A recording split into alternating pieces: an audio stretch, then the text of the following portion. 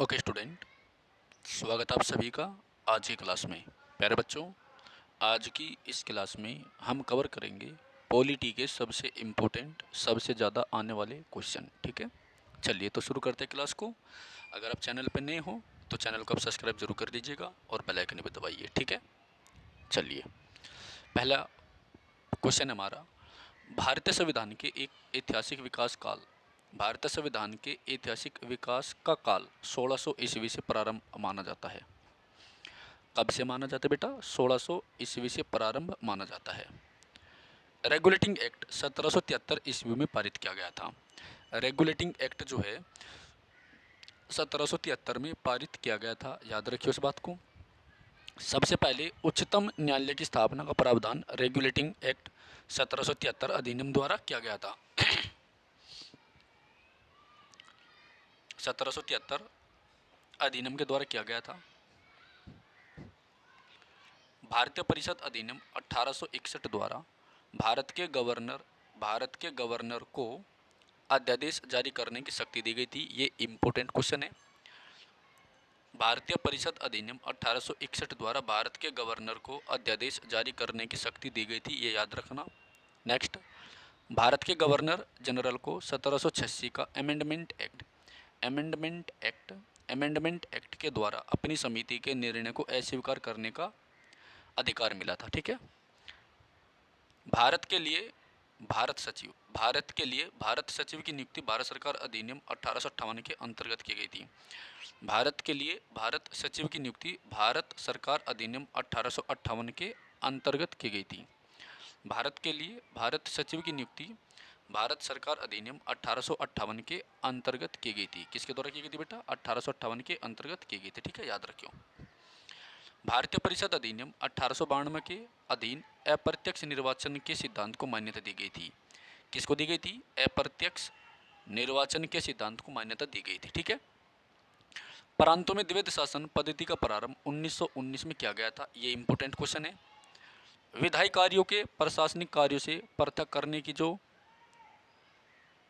व्यवस्था थी, विधायी कार्यों को प्रशासनिक कार्यों से अलग करने की जो व्यवस्था थी वो 1858 के द्वारा की गई थी। ठीक है, भारत में ईस्ट इंडिया कंपनी के शासन को, देखो ये क्लास आपकी जो है ना रिवीजन क्लासेज है। ठीक है, और ये सबसे इम्पोर्टेंट क्वेश्चन है और मेरी उम्मीद ये रहेगी कि मतलब जो है कम समय में ज़्यादा क्वेश्चन हम कवर करें। ठीक है बेटा, तो भारत में ईस्ट इंडिया कंपनी के शासन को भारत सरकार अधिनियम 1858 के द्वारा समाप्त किया गया था।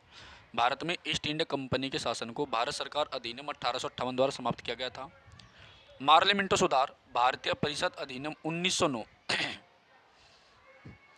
मार्लिमेंटो सुधार भारतीय परिषद अधिनियम 1909 को कहा जाता है। इसने सांप्रदायिकता की शुरुआत की थी।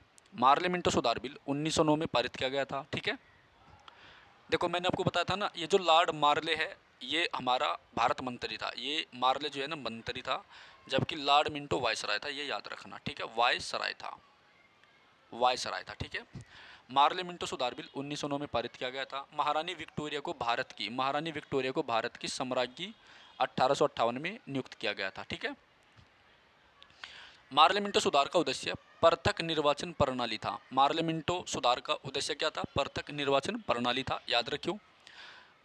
मुसलमानों के लिए अतिरिक्त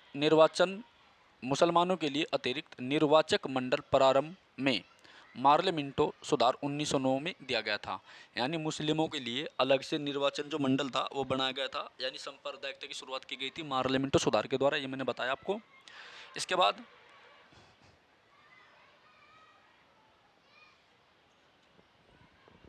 चलिए अगला क्वेश्चन देखिए बेटा। मार्लिमेंटो सुधार का उद्देश्य पृथक निर्वाचन था। मुसलमानों के लिए अतिरिक्त निर्वाचक मंडल प्रारंभ में मार्लिमेंटो सुधार 1909 के द्वारा दिया गया था। ठीक है, भारत में संघीय व्यवस्था के लिए भारत सरकार अधिनियम 1900 भारत में संघीय व्यवस्था के लिए भारत सरकार अधिनियम 1935 पहली बार उल्लेख किया गया था। 1935 का पहली बार उल्लेख किया गया था। ठीक है, भारत सरकार अधिनियम 1935 के तहत अखिल भारतीय महासंघ स्थापित करने का प्रावधान शामिल किया गया है। 1935 के तहत अखिल भारतीय महासंघ स्थापित करने का प्रावधान किया गया था। भारत सरकार अधिनियम 1919 के तहत प्रत्यक्ष निर्वाचन सिद्धांत को मान्यता दी गई थी। ठीक है, भारत सरकार अधिनियम 1919 के तहत प्रत्यक्ष निर्वाचन सिद्धांत को मान्यता दी गई थी। सर्वप्रथम संविधान सभा के गठन का आश्वासन क्रिप्स योजना द्वारा दिया गया था। किसके द्वारा दिया गया था? क्रिप्स योजना के द्वारा दिया गया था। सबसे पहले संविधान सभा के गठन का आश्वासन क्रिप्स योजना द्वारा दिया गया था। ब्रिटिश सरकार द्वारा अगस्त प्रस्ताव 1940 में पारित किया गया था। ब्रिटिश सरकार द्वारा अगस्त प्रस्ताव जो है 1940 में दिया गया था। राजगोपालाचारी फॉर्मूला 10 जुलाई 1944 को प्रस्तुत हुआ। राजगोपालाचारी फॉर्मूला 10 जुलाई 1944 को प्रस्तुत किया गया था। अधिशासी परिषद का गठन प्रस्ताव वेवेल योजना के अंतर्गत किया गया था। किसके द्वारा किया गया था बेटा? वेवेल योजना के अंतर्गत किया गया था। कैबिनेट मिशन के 3 सदस्य पेंथिक लॉरेंस, स्टोफर्ड क्रिप्स, एवी अलेक्जेंडर थे। कौन थे बेटा? एवी अलेक्जेंडर थे। ठीक है, याद रखना। 1909 के इंडियन काउंसिल एक्ट में सांप्रदायिक प्रतिनिधित्व की बात की व्यवस्था की गई थी। 1909 के इंडियन काउंसिल एक्ट में सांप्रदायिक प्रतिनिधित्व की बात कही गई थी। ठीक है, चलिए अगले क्वेश्चन की ओर बढ़ते हैं। V.R. अंबेडकर और महात्मा गांधी, देखो वन लाइनर है, आपका रिवीजन के तौर पे करा रहा हूँ, नहीं से एक क्वेश्चन आपको डिटेल में बताता, क्लास ज़्यादा बड़ी हो जाएगी। ठीक है, तो मेरी कोशिश ये रहेगी, आपका MTS का पेपर है, रेलवे का अपकमिंग पेपर है, GD का पेपर है। ठीक है, तो बेटा आपका रिवीजन हो जाएगा अच्छी तरीके से, सब चीज़ें मैंने डिटेल में आपको पढ़ा रखी है। ओके, तो ये वी नहीं है, बी है। B.R. अंबेडकर और महात्मा गांधी के मध्य 1932 में हस्ताक्षरित पूर्ण समझौते में प्रावधान था हरिजनों के लिए आरक्षण और संयुक्त निर्वाचन क्षेत्र। तो पूर्ण समझौता किस किस के बीच में हुआ था बेटा? महात्मा गांधी और B.R. अंबेडकर के बीच में हुआ था, जिसमें हरिजनों के लिए आरक्षण और संयुक्त निर्वाचन क्षेत्र की मांग रखी गई थी डॉक्टर B.R. अंबेडकर ने। ठीक है, भारतीयों को वर्ष 1947 में सार्वभौम सत्ता सौंपने की योजना माउंटबेटन योजना के नाम से जानी जाती है। ठीक है, भारत की आज़ादी के समय इंग्लैंड में लेबर पार्टी की सरकार थी और जिसके प्रधानमंत्री थे माउंट क्लेमेंट एटली। कौन थे बेटा? माउंट क्लेमेंट एटली। भारत सरकार अधिनियम 1935 ने केंद्र में द्वैध शासन प्रणाली को शुरू किया। भारत सरकार अधिनियम 1935 ने केंद्र में द्वैध शासन प्रणाली को शुरू किया। भारतीय संविधान भारतीयों की इच्छा अनुसार होगा। महात्मा गांधी द्वारा यह कथन व्यक्त किया गया था। मोतीलाल नेहरू द्वारा ब्रिटिश सरकार से मांग की गई। मोतीलाल नेहरू द्वारा ब्रिटिश सरकार से मांग की गई कि भारतीय संविधान के निर्माण के लिए संविधान सभा का गठन किया जाए। मोतीलाल नेहरू द्वारा ब्रिटिश सरकार से मांग की गई कि भारतीय संविधान के निर्माण के लिए संविधान सभा का गठन किया जाए। संविधान सभा के विचार का औपचारिक रूप से प्रतिपादन M.N. राय द्वारा किया गया था। किसके द्वारा किया गया था? M.N. राय द्वारा किया गया था। तो संविधान सभा के विचार का जो औपचारिक रूप से प्रतिपादन था वो M.N. राय द्वारा किया गया था। ठीक है, याद रखियो। संविधान सभा को जवाहरलाल नेहरू ने पूर्ण रूप प्रदान किया था। संविधान सभा को जवाहरलाल नेहरू ने पूर्ण रूप प्रदान किया था। कांग्रेस ने 1936 में संविधान के निर्माण की मांग को लेकर प्रस्ताव पारित किया था। संविधान के निर्माण की मांग को लेकर प्रस्ताव पारित किया था। जवाहरलाल नेहरू 1938 में वयस्क मताधिकार के आधार पर संविधान सभा के गठन की मांग की थी। क्रिप्स योजना के तहत 1942 में यह स्वीकार किया गया कि भारत में एक निर्वाचित संविधान सभा का गठन होगा। निर्वाचित संविधान सभा का गठन होगा जो युद्ध के बाद में संविधान का निर्माण करेगी। संविधान सभा के गठन की मांग सर्वप्रथम 1895 में बाल गंगाधर तिलक द्वारा की गई थी। ये इंपॉर्टेंट क्वेश्चन है, ज़्यादा इंपॉर्टेंट तो सारे ये। भारत की संविधान सभा गठित करने का आधार कैबिनेट मिशन प्लान 1940 था। भारत की संविधान सभा का गठित करने का जो आधार था वो कैबिनेट मिशन 1940 थी।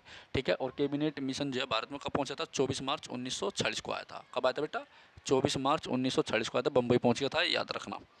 वर्ष 1936 में भारतीय राष्ट्रीय कांग्रेस द्वारा संविधान सभा के गठन की मांग लखनऊ अधिवेशन में की गई थी। कब की गई थी? लखनऊ अधिवेशन में की गई थी। कैबिनेट मिशन योजना के अनुसार संविधान सभा में कुल 379 सदस्य होने थे। संविधान सभा में विभिन्न प्रांतों के लिए 292 सदस्यों का निर्वाचन किया गया था। 292 सदस्यों का निर्वाचन होना था। इनमें से कांग्रेस के 208 सदस्य निर्वाचित होकर आए। पुनर्गठन के पश्चात 1947 में संविधान सभा के सदस्यों की संख्या 299 रह गई थी। ठीक है, पुनर्गठित संविधान सभा में देशी रियासतों के लिए 70 प्रतिनिधि थे। पुनर्गठित संविधान सभा में विभिन्न प्रांतों के लिए 229 प्रतिनिधि थे। संविधान सभा के सदस्यों को प्रांतों के विधानसभा ने अप्रत्यक्ष रूप से निर्वाचित किया। संविधान सभा के सदस्यों को प्रांतों के विधानसभा ने अप्रत्यक्ष रूप से निर्वाचित किया। संविधान सभा में संयुक्त प्रांत का प्रतिनिधित्व सबसे अधिक था। पश्चिम बंगाल क्षेत्र से बी आर अम्बेडकर का संविधान में निर्वाचित हुआ था। संविधान सभा का चुनाव वर्गीय मताधिकार पर होता। संविधान सभा का जो चुनाव था वो वर्गीय मताधिकार पर हुआ था। भारतीय संविधान को संविधान सभा ने बनाया। किसने बनाया बेटा? संविधान सभा ने बनाया। ठीक है, चलिए अगला पेज भी देख लेते हैं।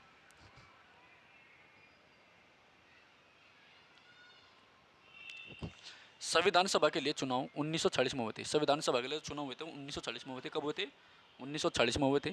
संविधान सभा की प्रथम बैठक 9 दिसंबर 1940 को, इंपॉर्टेंट क्वेश्चन है, संविधान सभा की प्रथम बैठक 9 दिसंबर 1940 को हुई थी। संविधान सभा का प्रथम अधिवेशन दिल्ली में हुआ था। संविधान सभा का प्रथम अधिवेशन कहाँ हुआ था बेटा? दिल्ली में हुआ था। संविधान सभा के उद्घाटन अधिवेशन की अध्यक्षता सच्चिदानंद सिन्हा ने करी थी, जो कि अस्थायी अध्यक्ष थे। ठीक है, संविधान सभा के स्थायी अध्यक्ष कौन थे? डॉक्टर राजेंद्र प्रसाद थे। संविधान सभा के स्थायी अध्यक्ष डॉक्टर राजेंद्र प्रसाद थे, जो 11 दिसंबर 1940 को बने थे। तो सच्चिदानंद सिन्हा जो है संविधान सभा के अस्थायी थे, जो 9 दिसंबर 1940 को बने थे। परमानेंट आपके डॉक्टर राजेंद्र प्रसाद थे, जो कि भारत के पहले राष्ट्रपति भी थे। ठीक है, संविधान सभा के अस्थायी अध्यक्ष सच्चिदानंद सिन्हा थे, मैंने आपको बता ही दिया है। संविधान सभा का संवैधानिक सलाहकार BN राव को बनाया गया था। किसे बनाया गया था बेटा? BN राव को बनाया गया था, ये इंपॉर्टेंट है। संविधान के विभिन्न पहलुओं के अध्ययन हेतु संविधान सभा ने 13 समिति बनाई थी। कितनी समिति बनाई थी? 13 समिति बनाई थी। संविधान सभा के प्रारूप समिति की नियुक्ति 29 अगस्त 1947 को हुई थी। कब हुई थी बेटा? 29 अगस्त 1947 को हुई थी। और प्रारूप समिति का जो चेयरमैन था BR अम्बेडकर था। जो प्रारूप समिति थी उसके अध्यक्ष कौन थे? BR अम्बेडकर थे। इसकी नियुक्ति 29 अगस्त 1947 को हुई थी। 29 अगस्त 1947 को हुई थी। भारतीय संविधान सभा की प्रारूप समिति के अध्यक्ष डॉक्टर BR अम्बेडकर थे। कौन थे बेटा? BR अम्बेडकर थे। BR अम्बेडकर थे। संविधान सभा के प्रारूप समिति में सदस्यों की संख्या 7 थी। कितनी थी बेटा? 7 थी, 7। संविधान सभा की प्रारूप समिति के समकक्ष प्रस्तावना का प्रस्ताव जवाहरलाल नेहरू ने रखा था। कब रखा था? 13 दिसंबर 1940 को। कब रखा था बेटा? 13 दिसंबर 1940 को। संविधान सभा में सभी निर्णय सहमति और समायोजन के आधार पर लिए जाते थे। संविधान सभा में उद्देश्य प्रस्ताव जवाहरलाल नेहरू ने रखा था, याद रखना। और ये उद्देश्य प्रस्ताव बाद में जाकर क्या बनता है बेटा? ये उद्देश्य प्रस्ताव ही बाद में जाकर आपकी प्रस्तावना बनती है संविधान की। क्या बनती है? प्रस्तावना बनती है बेटा। ठीक है, ओके, चलिए। भारतीय संविधान सभा की संज्ञा शक्ति समिति के अध्यक्ष पंडित जवाहरलाल नेहरू थे। भारत को एक संविधान देने का प्रस्ताव 22 जनवरी 1947 को संविधान सभा द्वारा पारित किया गया था।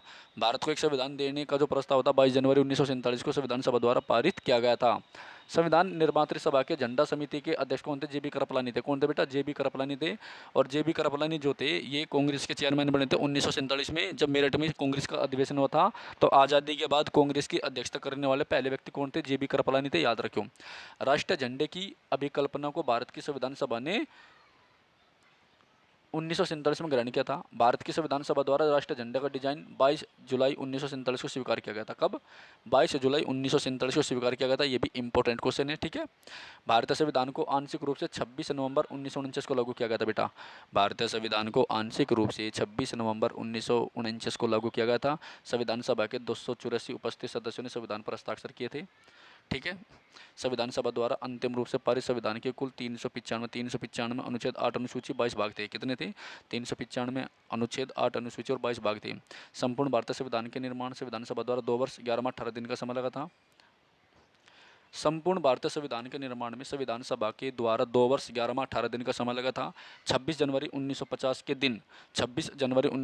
के दिन संविधान सभा का अंतरकालीन संसद के रूप में आविर्भाव हुआ था। क्या होता? आविर्भाव हुआ था। भारत के लिए संविधान सभा की रचना हेतु संविधान सभा का विचार सर्वप्रथम स्वराज पार्टी 1934 में प्रस्तुत किया था। स्वराज पार्टी ने 1934 में प्रस्तुत किया था। भारतीय संविधान का निर्माता BR अम्बेडकर को माना जाता है। किसे माना जाता है बेटा? BR अम्बेडकर को माना जाता है।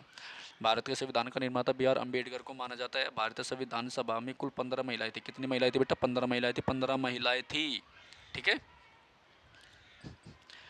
बेटा, स्पीड से इसलिए पढ़ा रहा हूँ क्योंकि आपका पेपर आएगा। ठीक है, चलिए। संविधान सभा में हैदराबाद देसी रियासत के प्रतिनिधि ने भाग नहीं लिया था। जो हमारी संविधान सभा थी इसमें हैदराबाद की जो देसी रियासत थी उसने भाग नहीं लिया था बेटा। ठीक है, याद रखो इस बात को। एक बार बेटा सभी बच्चे जो है चैनल को सब्सक्राइब कर दीजिए, बेल आइकन भी दबाइए और वीडियो को लाइक कर दीजिए। ठीक है, वीडियो को लाइक कर दीजिए, चैनल को सब्सक्राइब कर दीजिए। ठीक है, चलिए।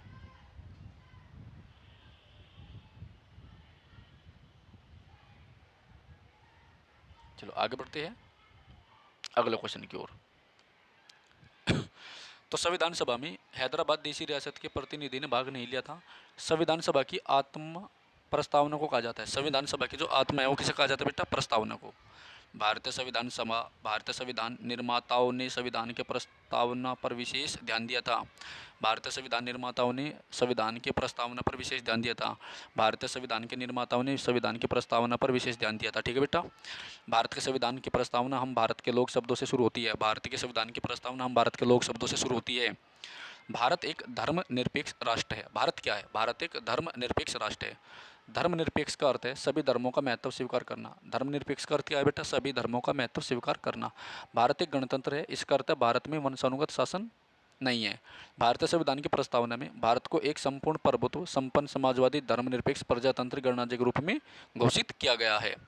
प्रभुत्व संपन्न समाजवादी पंथ निरपेक्ष शब्द संविधान की उद्देशिका में है। कहाँ पर है बेटा?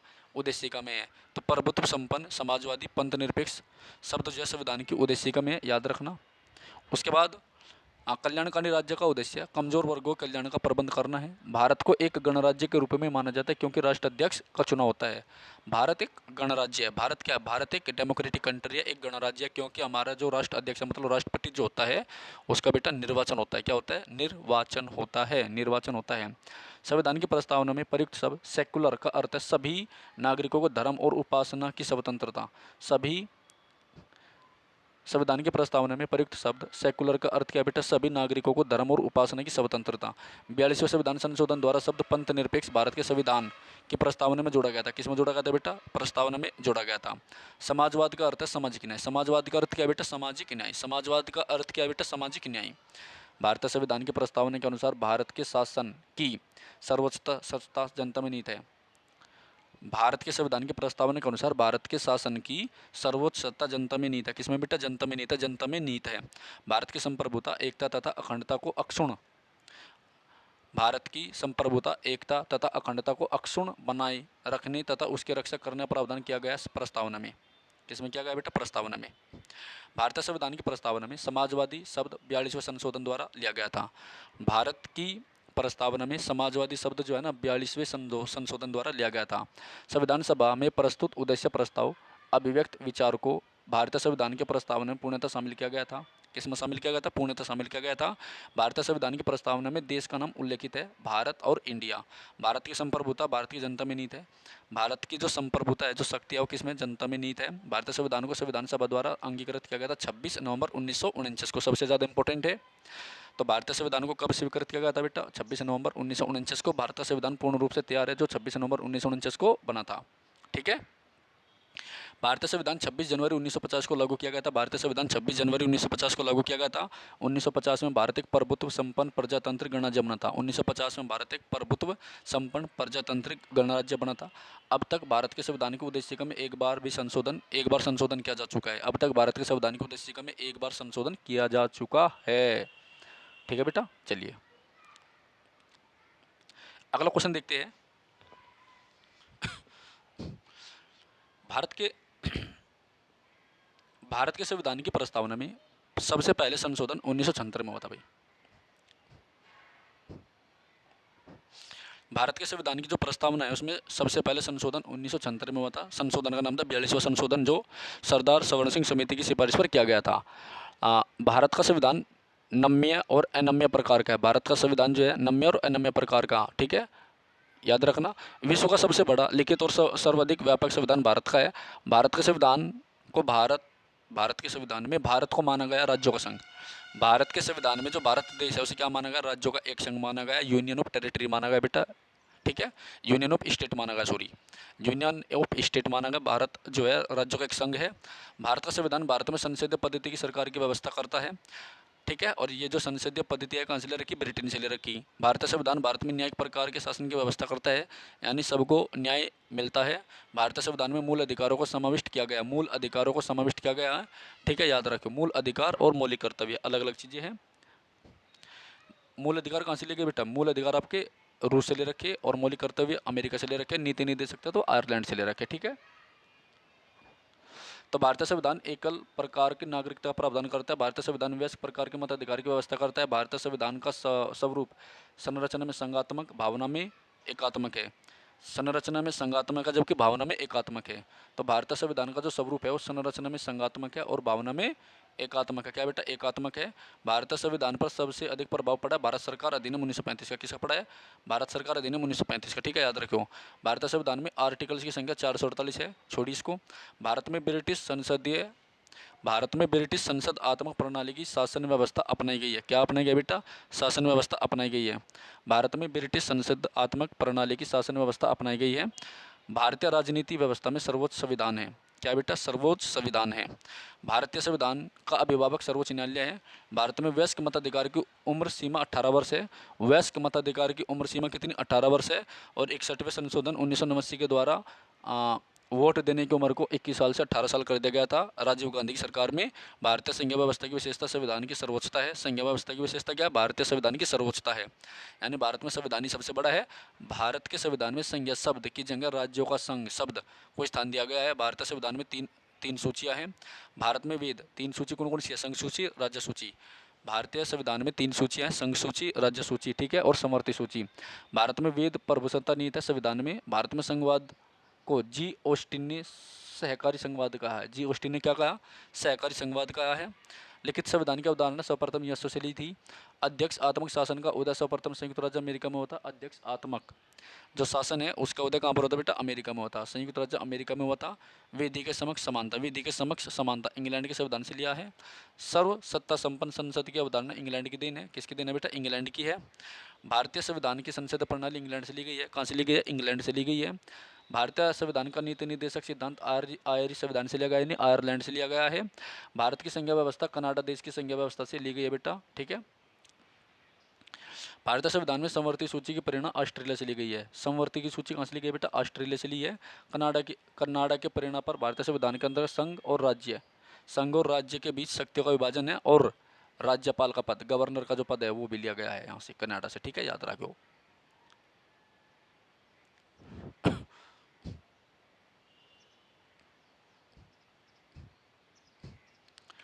भारतीय संविधान में मौलिक कर्तव्यों का विचार लिया गया पूर्व सोवियत संघ से। मौलिक कर्तव्य कहाँ से लिए है? पूर्व सोवियत संघ से लिए है। कहाँ से लिए है? पूर्व सोवियत संघ से लिए है। भारतीय संविधान में मौलिक अधिकारों का उल्लेख करते हुए यूएसए का अनुसरण किया गया है। भारतीय संविधान में संसदीय व्यवस्था को ब्रिटेन देश के संविधान के समान रखा गया है। संसदीय व्यवस्था कहाँ रखा गया है बेटा? ब्रिटेन के संविधान के समान रखा गया है। भारत के संविधान निर्माताओं ने न्यायिक पुनर्वलोकन के विचार को ग्रहण किया यूएसए से। कहाँ से लिया बेटा? यूएसए से। कानून के समान संरक्षण वाक्य यूएसए से लिया गया। कहाँ से लिया गया? यूएसए से लिया गया है। भारतीय संविधान का सबसे बड़ा एकाकी स्रोत है भारत सरकार अधिनियम 1935। क्या बेटा? भारत सरकार अधिनियम 1935। भारतीय संविधान में आपात संबंधी उपबंध लिया गया है जर्मनी के संविधान से। कहाँ से लिया बेटा? जर्मनी के वाइमर संविधान से। भारतीय संविधान में आपात संबंधित जो उपबंध कहाँ से लिया है? जर्मनी के वाइमर संविधान से। आपात मतलब 352 में राष्ट्रपातकाल, 56 में राष्ट्रपति शासन और 60 में वित्तापातकाल, ठीक है, याद रखियो। चलो, और भाग 18 में है राष्ट्रपातकाल।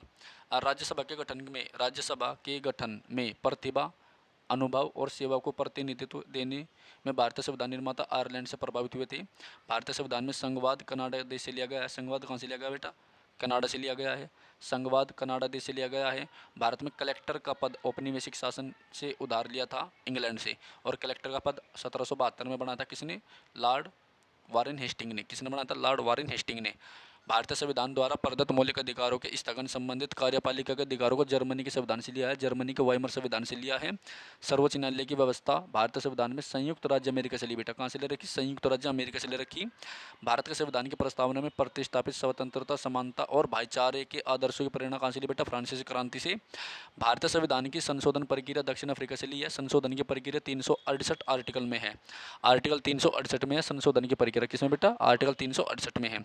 संसदीय शासन प्रणाली सर्वप्रथम ब्रिटेन में विकसित हुई थी। कहाँ पर हुई थी बेटा? ब्रिटेन में विकसित हुई थी। संघात्मक शासन व्यवस्था को सर्वप्रथम यूएसए से लिया है।